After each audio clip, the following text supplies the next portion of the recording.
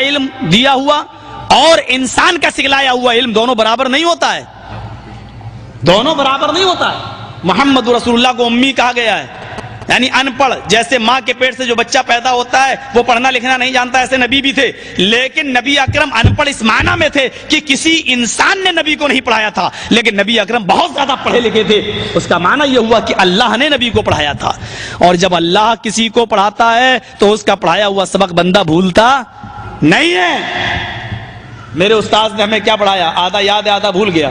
میں ابھی 1 گھنٹہ 1.5 گھنٹہ آپ کے سامنے بولوں گا، چلا جاؤں گا، اگر آپ سے پوچھوں کہ میں نے کیا آپ کو پڑھایا، آپ میری تقریر ہو بہو اسی انداز میں پیش نہیں کر سکتے، آپ بہت سی باتیں بھول جائیں گے۔ انسان کو پڑھاتا ہے تو اس کا پڑھایا ہوا سبق پڑھانے والا بھی بھول جاتا ہے اور جس کو پڑھایا جا رہا وہ بھی بھول جاتا ہے، لیکن اللہ جب کسی کو پڑھاتا ہے تو پڑھانے والی ذات قادر مطلق ہے، اور جس کو پڑھا رہا ہے وہ معمولی ذات نہیں ہے، معمولی ہستی نہیں ہے۔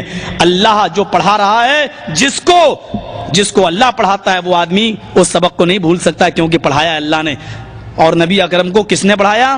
اللہ نے پڑھایا۔ دلیل اللہ نے خود فرمایا قرآن کریم کے اندر، سَنُقْرِئُكَ فَلَا تَنْسَى، پڑھیے سب اسم ربک الاعلیٰ، سَنُقْرِئُكَ فَلَا تَنْسَى، قرأ یقرأ کے معنی عربی میں پڑھنا، اور اقرأ یقرأ یقرؤون کے معنی پڑھانا۔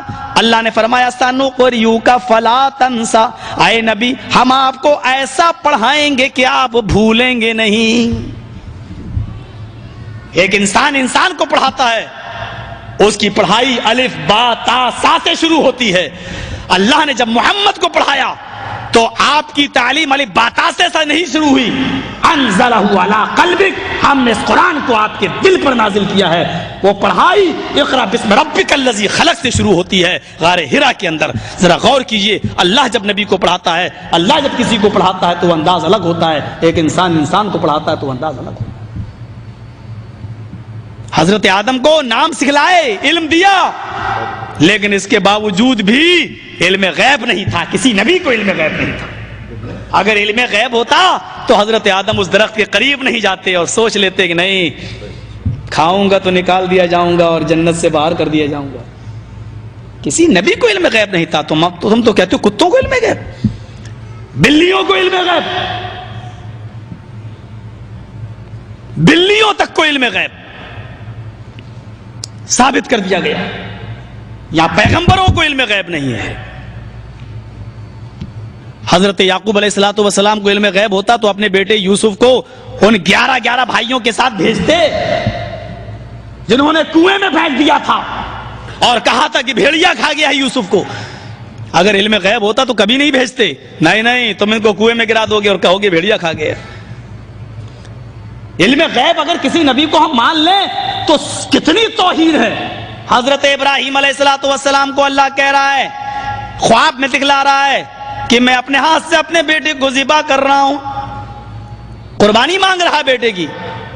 حضرت ابراہیم علیہ الصلوۃ والسلام اپنے بیٹے سے کہہ رہے ہیں اور لے کے جا بھی رہے ہیں قربان کرنے کے لیے۔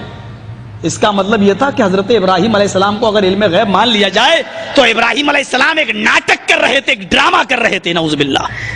یعنی ان کو معلوم تھا کہ میرا بیٹا ذبح نہیں ہوگا، علم غیب تھا اس لیے چھری چلا دی۔ اگر مجھے یہ معلوم ہوگی چھری میرے بیٹے پہ چلے گی نہیں تو چھری چلانے میں پھر دقت کیا ہے؟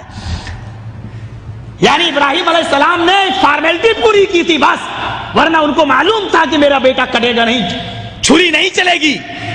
تو ان کو اپنے بیٹے سے کہنا چاہیے، بیٹے مجھے معلوم ہے میں نبی ہوں، مجھے علم غیب ہے، میں چھری چلاؤں گا لیکن چلے گی نہیں، تجھے ڈرنے کی ضرورت نہیں۔ لیکن کیا کہہ رہے ہیں، یا بنی انی اری فی المنام انی اذبحک فانظر، آئے میرے بیٹے میں نے آج کی رات خواب میں دیکھا کہ میں اپنے ہاتھ سے تجھے ذبح کر رہا ہوں، بول تیری کیا رائے ہے؟ فانظر، غور کر لے، ماذا ترا، تیرا کیا خیال ہے؟ فرما بردار بیٹے